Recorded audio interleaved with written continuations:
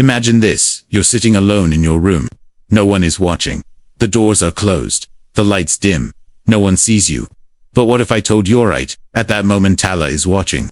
Every breath, every glance, every thought buried so deep inside your heart that you never dared say it aloud, He knows it all. Now imagine if we actually lived with that awareness, not just as a passing thought, but a way of life. Would you still say what you say? Would you still watch what you watch?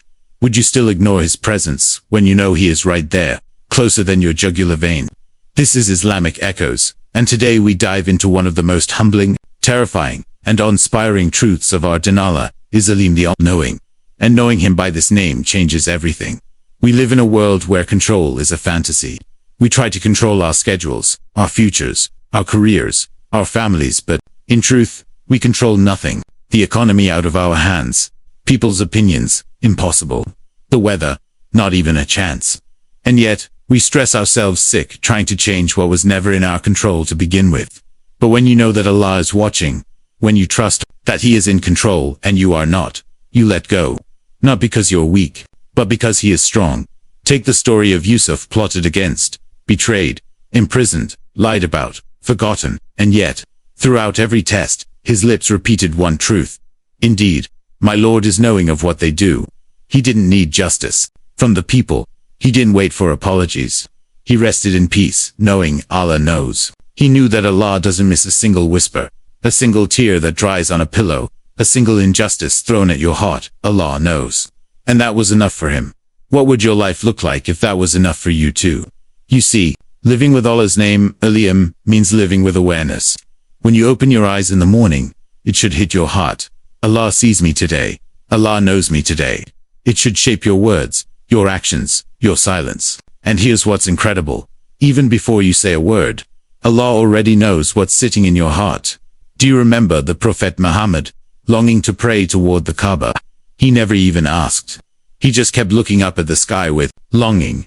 And Allah revealed, we see you turning your face toward the heavens. So we will surely turn you toward a direction that pleases you. Subhanallah. He never even asked, but Allah responded. Why? Because when you're close to Allah, when you worship Him not just out of duty, but out of love, Allah becomes your closest companion. The Prophet Muhammad said, my servant draws nearer to me with what I have made obligatory, and continues to draw near with extra deeds, until I love him. And when Allah loves you, I become His hearing, His sight, His hand, His foot. And when that happens, you don't need to shout your du'as. He hears what your heart weeps for, even in silence. But there's a deeper side to this too. One day, a man came to a scholar crying, I committed zina. Will Allah forgive me? The scholar said, yes, if you're sincere. The man began to walk away, then paused. He turned back and asked, but was Allah watching me when I did it? The scholar replied, yes. And the man collapsed from the weight of that truth. Was He watching me when I sinned? Was He seeing me when I lied? Was He listening when I backbit my friend? Was He aware when I missed Salah and felt no shame? Yes, He was. He always isn't. If that doesn't make your heart tremble, what will? You see, this is what the Prophet Muhammad warned about. If you do not feel shame, do as you wish. When you lose that haya, that modesty, that shyness in front of Allah, you open the gates to every kind of sin.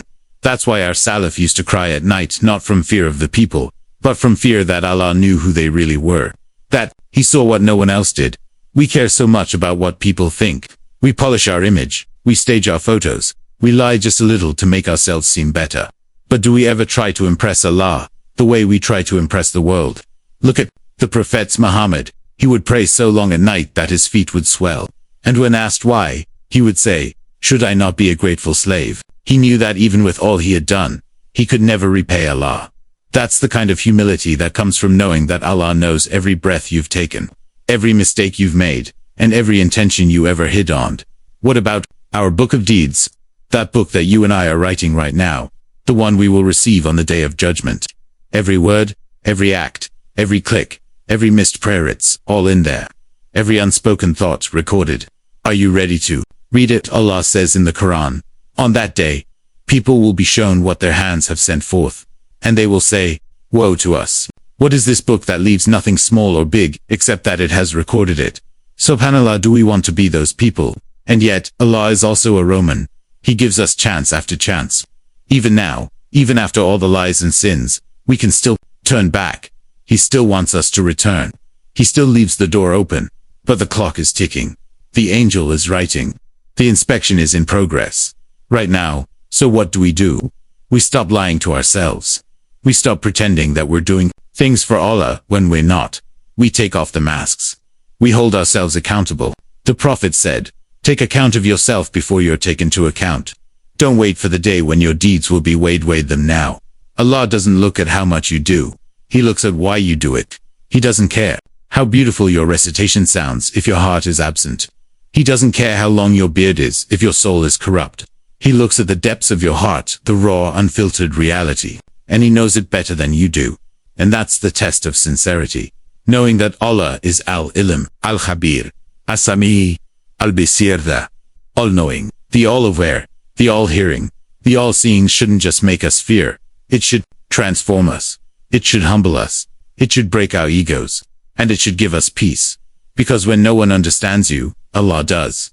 When no one listens, Allah hears. When no one sees your pain, Allah sees it. When you don't even know how to ask, Allah already knows what you want. So now I ask you, will you live your life pretending no one is watching? Or will you live like Allah is always with you? The real question isn't, is Allah watching me? The real question is, am I living like He is? If this message touched your heart, don't let it stop here. Share it, reflect on it, rewatch it, with your family, and most importantly, live it. Make today the day you begin to walk with awareness, speak with sincerity, and act with Ihsan. As though Allah is right before your eyes.